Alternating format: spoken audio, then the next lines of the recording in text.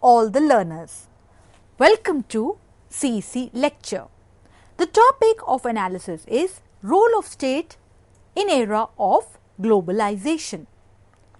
In this lecture, we shall attempt to discuss various types of state with respect to their role and responsibility in administration.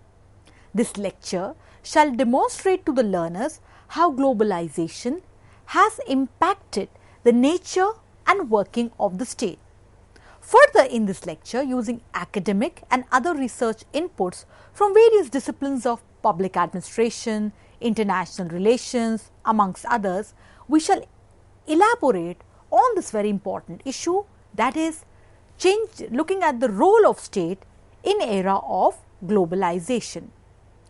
Now, when we try to understand the role of state, it is essential to understand that what is the conceptual analysis of the idea of state. With reference to the idea of classical state, if we go by the social contract tradition, the state was looked upon as the end product of a social contract with reference to the state of nature, followed by a contract wherein which the outcome here was to ensure peace and safety of the individual.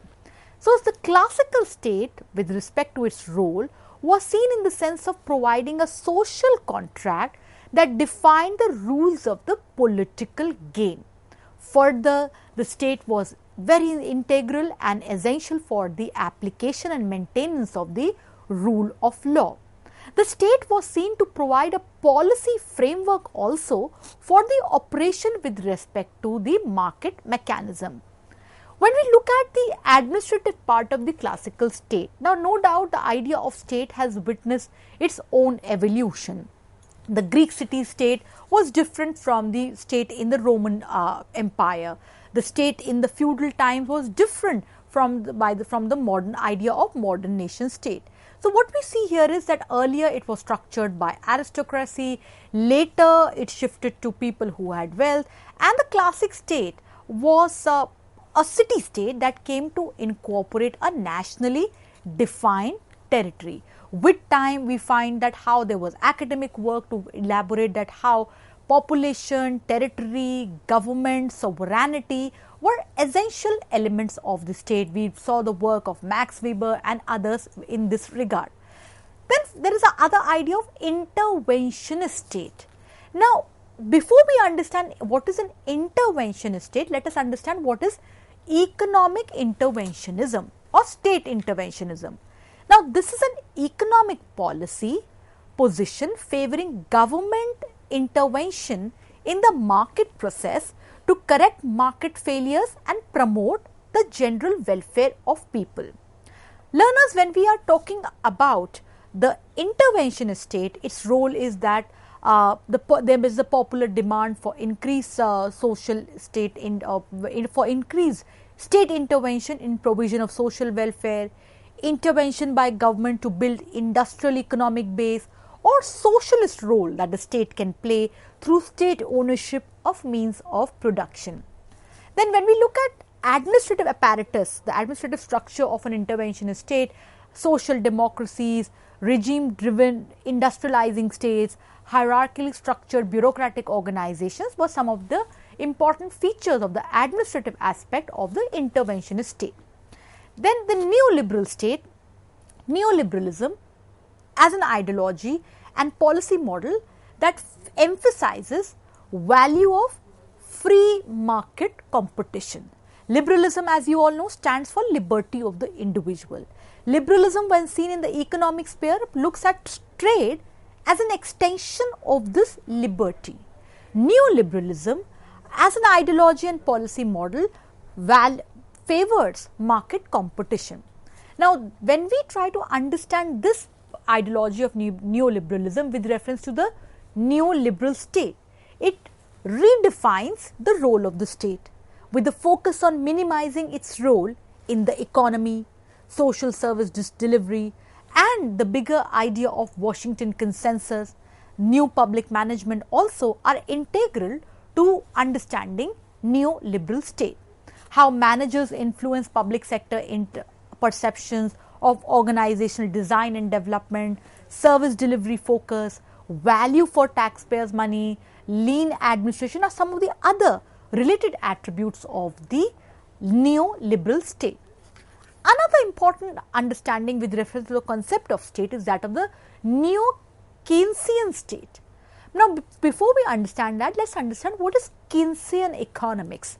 Keynesian economics, it is macroeconomic theory of total spending in the economy and its effect on output, employment, inflation. Keynesianism, that is about increase government expenditures and lowering taxes, and what is the focus here? To stimulate demand and pull the global economy out of depression. It is very essential that during the after the First World War, when the world was battling Great Depression, Keynesianism was used as an important macroeconomic model to pull the global economy out of depression. Dear learners, when we talk about Keynesianism, the work of John Maynard Keynes, the English economist and the journalist, his most important work, The General Theory of Employment, Interest and Money, 1935 to 36, it advocated a remedy for economic recession based on government sponsored policy of full employment. Now, when we are trying to talk about neo-Keynesian state, the neo-Keynesian story focus is on economic growth and stability rather than full employment. Neo-Keynesian theory identifies market as not self-regulating. The state, therefore, in this regard is seen in the developmental role as a facilitator, as a regulator. Further, with reference to administration, the focus is towards performance management, strategic government, inclusion of civil society in governance issues, participatory decision making, amongst others. Some important work to discuss the changing dynamics of the idea of state, you must refer to M. Swilling's work, Changing Concepts of Governance in Afrikaners, and M. Corus' work, Quality Service Through Customer Satisfaction, from Journal of Public Administration. Now, when we are trying to talk about role of state with reference to globalization, we have just seen that how from the classical state to the neoliberal state to neo-Keynesian state, the idea of state has undergone change. And one of the important aspects that has led to change is the process of globalization. Globalization, as we all know, it signifies a world and domestic polity where there is integration with reference to exchange of goods, services and trade scenario. Globalization is a very complex phenomena. It is a process which has a bearing with reference to several other academic disciplines also, from international relations to comparative politics to sociology to public administration. Globalization, when we try to understand it, that is, it is signified by rapid flow of goods and services. Now, trade existed earlier also, but in the present time, with the emergence of complex networks of technology, communication revolution, the circulation of ideas, goods and services is much more than never before. Though there is rise of new non-state actors, yet state remains very important. Globalization, if we look at some inputs from the work of international relations, J.R. Skoll's work on globalization, from internationalization to liberalization to universalization to westernization and modernization, or to even deterritorialization, globalization has been perceived in multifaceted manner. Now, when we try to understand that how does this then affect the mechanisms of governance at the domestic level, to that we take reference to how the idea of new public administration comes up. Now, we all know the discipline of public administration tries to focus on how to get things done with reference to government. The discipline of public administration with reference to its evolution in various phases, right from beginning of politics administration dichotomy to the focus on value free study, with time the focus comes towards relevance, value, social equity and change and this was the defining criteria of new public administration. The advocates of new public administration argue that the traditional model of public administration, it was not relevant to contemporary needs of the society. It was value neutral. There was no concern for social equity or taking care of the underprivileged. So, seen in this regard, the new public administration tries to get the focus towards values and norms. The new public management is very, as contrast to that, it was first coined by Christopher Hood in the book A Public Management for All. When we try to talk about new public administration, the book Reinventing Government, How the Entrepreneurial Spirit is Transforming the Public Sector by Osborne and Gabler, published in 1992, takes this new trend of public administration, that is new public management, further. Now, dear learners, it is essential that how new public management seeks to introduce the element of market orientation in public administration, and the focus towards here is economy, efficiency and effectiveness. Now, it is essential to understand the context of issues concerning new public management, and an important context is no doubt that how with the end of the Cold War, end of bipolarity in world politics, with rise of multiple power centers, with rise of capitalism and liberal democracy as important models, the world was heralded towards a new trajectory where globalization, because of technology, communication, had a huge impact on the policy making apparatus of the respective nation state. And this impact demanded a shift towards market. It demanded a shift in domestic policies towards liberalization, privatization and deregulation. And therefore, the focus of new public management, if we go by various academic work, it is through economy, efficiency and effectiveness. Now, as we are discussing new public management, there is an argument that is with reference to the role of state in globalization, that does the new public management then imply rollback of the state and more role for the market. New public management therefore is also called as managerialism, market-based public administration, entrepreneurial government amongst others. Now, as we try to understand the causes of new public management from Minau Book Conference 2 in 1988 to administrative reforms in the West, as we see rise of Reaganism, Thatcherism, followed by, with some more time flowing, the end of the Cold War and the rise of globalization. In this aspect, the focus on changing how the state works, changing how government processes take shape. So, how NPM, the new public management, globalization affect the role of the state.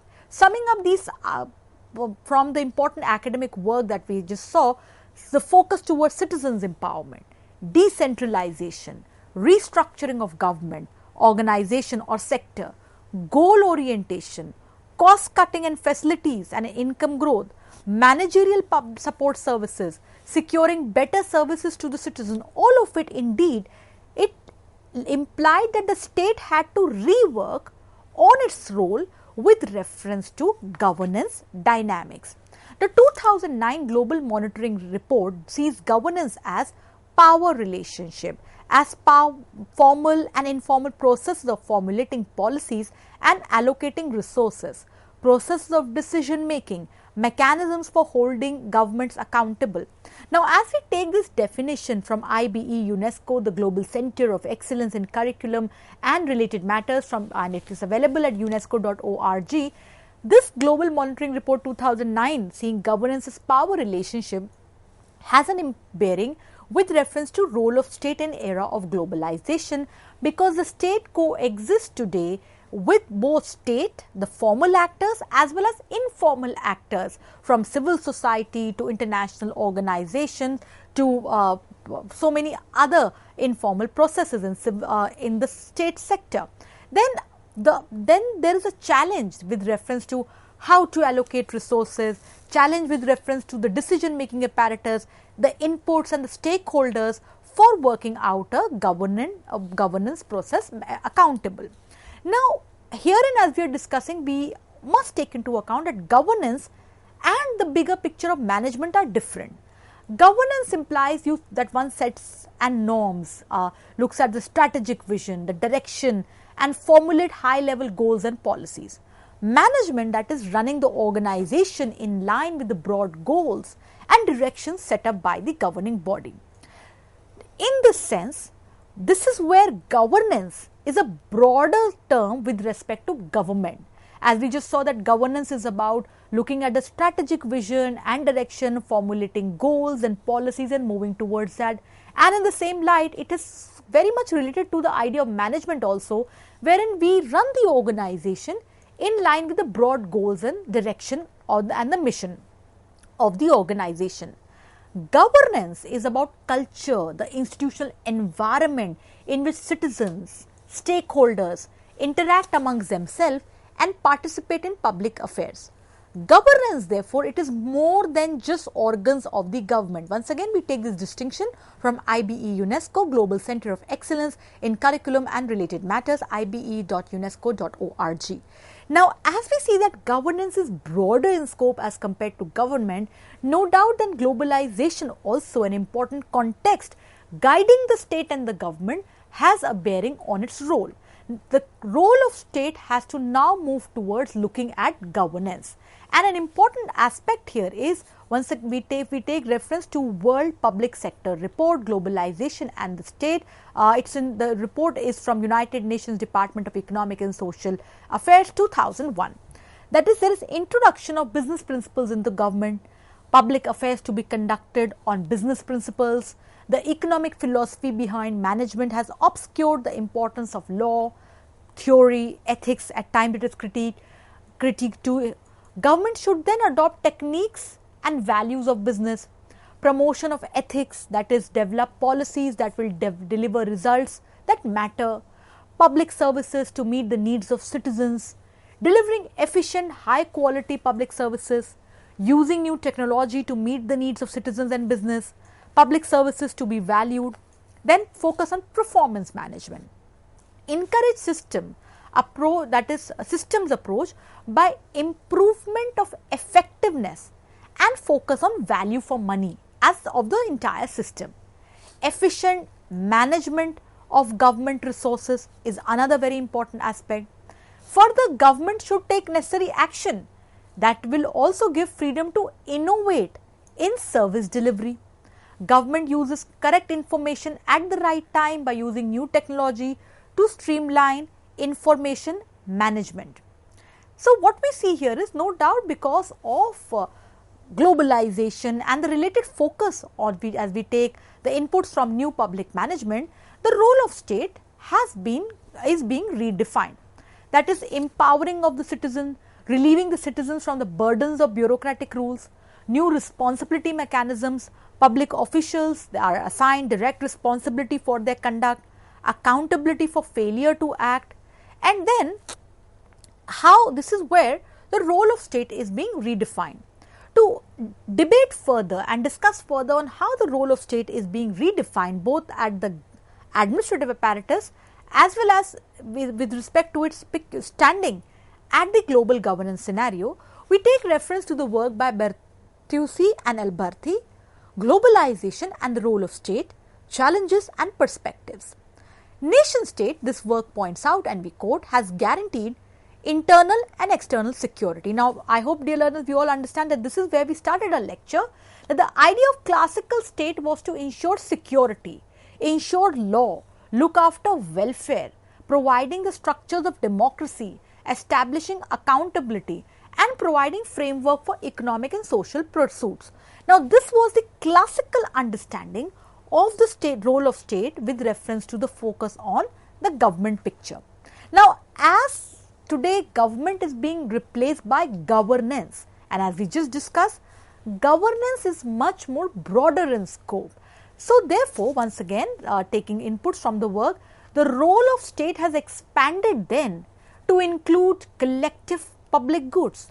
Globalization will strengthen the relevance of these functions all the more. That means, in addition to its classical the functions, the main functions from ensuring law and order, social welfare, public accountability. It has now expanded to also ensure supply of collective public good. The UNDP Human Development Report of 1999 argues that the challenge of globalization is not to stop the expansion of global markets, but to find rules and institutions for stronger local, national, regional and global governance. That is, we cannot be ignorant of how global forces of global trade, technology, markets, finance, they definitely have a bearing on the functioning of the state. So, the challenge here is that how does one then work out mechanisms, better laws to deal with this expansion of global markets. Further, the 1999 Human Development Report, we are taking reference to this very early report just to elaborate that how over the period, the arguments that are presented in this work with reference to role of state in era of globalization, how are they important even today? The 1999 Human Development Report argues that globalization is more than flow of money and commodities. It is growing interdependence of world's people through shrinking space, shrinking time and disappearing borders. It notes that markets have been allowed to dominate process of globalization and benefits and opportunities have not been shared. Now, this is very essential because even in contemporary times, this challenge remains that globalization is a very wide process. It just can't be reduced to financial trading and transactions on market and money and commodity. But at the same time, with the complexity in trade apparatus, we also cannot dismiss that the benefits and opportunities have not been equally shared. Then when we look at the report of the 1999 UNDP report, it recommends that is an important agenda for action, and that is reform of global governance to ensure greater equity, new regional approaches to collective action and negotiation, international and local policies to capture opportunities in global markets and translate them more equitably into human advancement. Globalization, as we take reference to the work from Joseph Stiglitz, 2003 work, Globalization and its Discontents, it presents some very important inputs with reference to our topic, role of state in era of globalization. Globalization has, however, as we quote from the work, created a system of global governance without global government. At present, the need for global institutions has never been greater, but the confidence in global bodies such as IMF, the World Trade Organization has never been less. So, at this time of instability, therefore, the role of state becomes very critical. In earlier work, Joseph Stiglitz also points out in his very important 1998 work that the economic role of the state has increasingly become much more vital in successful implementation of countries' development strategy. So, therefore, the arguments that we are often given with reference to the new role of the state, keeping globalization in mind, is that of facilitator, enabler, regulator, activator, provider. So, therefore, the role of state may have changed. It has been innovated, yet the role of state cannot be dismissed. The state is still important. Further, the important work by Hart talks about that the role of state, quoting from this work, should be confined to what individuals cannot do for themselves, such as providing security, putting in place necessary legal framework, act as mediator between supranational institutions with regard to trade, provide clean and safe environment, economic stability, provide public transport, provide social welfare, develop a framework to enable people to take responsibility for their own lives, quoting from the work from Hart. Another important work by Corus talking about that how role of modern state would ideally be based on a democratic political system and creation of good quality of life for all citizens through protection of human rights, application of rule of law, minimum interference by the government in social and economic life of the individual. Stiglitz in the work of 1998 points out that government and the private sector can act together. Now, this is very essential because now at a time when government is being displaced by governance. Governance is a very much broader process, wherein we have to see that today there is space-time compression. Globalization has led to integration of one corner of the world with the another corner of the world, and isolation is no longer an option. So therefore, seen in this regard, the remarks from Stiglitz, Joseph Stiglitz, that is, government and the private sector can act together utilizing each other's unique attributes, with government acting as regulator of financial institutions to ensure competition and maintain safety and soundness of the financial systems. The World Bank report of the year 2003 identifies 4 principles to reflect on the overall range of the role of government with respect to globalization.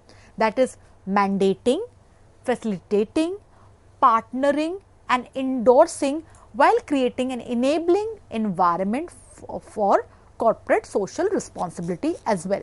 So dear learners, we find that no doubt in the era of globalization, wherein we see that how today one part of the world is connected with the other part, no doubt there is a debate on what should be the role of state. The earlier image of the state as ensuring peace, security, stability is now moving towards a new image, that of a facilitator of market forces, enabler of entrepreneurship, better regulation of financial system, activator of new dynamism, and of course complementing with this traditional role of providing law and order and security. Various disciplines have witnessed this debate. When we look at the realm of new public administration, we see that how from new public administration there was a focus towards introduction of business principles in government through new public management, where public affairs should be conducted on business principles, working out delivery policies to meet the needs of citizens, using technology to meet the needs of citizens, public welfare to be valued amongst others. So in all this, further we see that how, because of this rising dynamism of globalization, there has been debate at how state then should coexist with non-state actors, which definitely has an impact on its standing as the sole spokesperson of national interest in global governance sense. We must acknowledge that governance is a broader term as compared to government. Globalization as a context of governance has indeed led to new challenges for the state, wherein today we find that state at one point of time is reinventing, innovating its role. At the same time, it is still required to be the important voice, to be the important actor with reference to its classical functions of maintenance of peace, law and order, rule of law and security. Dear learners, we hope that the lecture presented to you significant inputs and insights. We look forward to positive, encouraging feedback from you all. Thank you very much.